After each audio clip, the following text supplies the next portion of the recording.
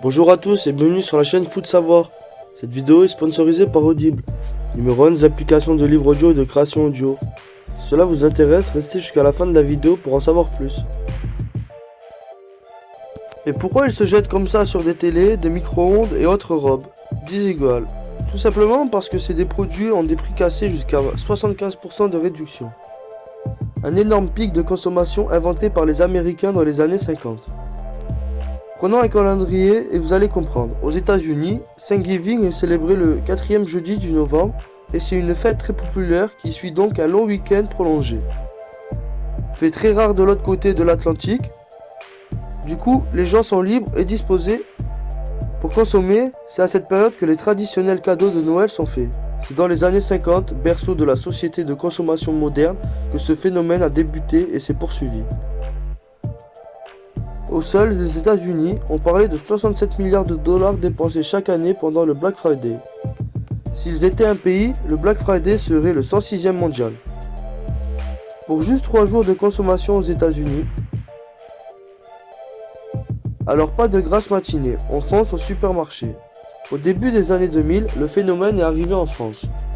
Et aujourd'hui, il a pris une telle ampleur que 85% de ceux qui consomment pendant le Black Friday prévoient un budget de 160 € consacré à ces dépenses.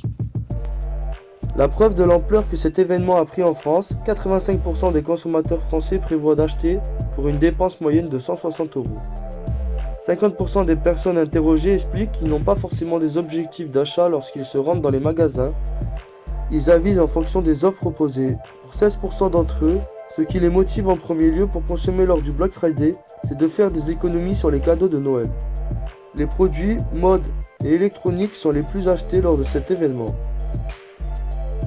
Mais ce n'est pas la seule explication, c'est aussi une question de mathématiques. L'expression Black Friday marque aussi le moment à partir duquel certains magasins deviennent ou redeviennent rentables. Les lignes de compte passent donc du rouge au noir. Et si vous ratez le Black Friday, pas de panique, le lundi qui suit cet événement se déroule le Cyber Monday. Vous allez pouvoir trouver tout un tas de produits à des prix défiant toute concurrence. Ah, au fait, dernière petite indiscrétion, juste entre nous. Pour éviter de lutter contre la surconsommation, un phénomène s'est répandu depuis 2017, celui du Green Friday. Il invite les gens à ne pas forcément acheter pour acheter, et donc à boycotter ces grandes parades commerciales. On vous laisse méditer. Merci d'avoir visionné cette vidéo jusqu'à la fin. Si tu as soif de savoir, de connaissances et que tu vas apprendre tout en te divertissant, les plus de 400 000 livres et enregistrements audibles sur tous sujets confondus sont faits pour que tu puisses t'instruire et suivre tes activités en même temps. Si tu es intéressé ou que tu veux simplement soutenir notre chaîne, je t'invite à cliquer sur le lien en description et à prendre ta période d'essai gratuite pendant 1 mois.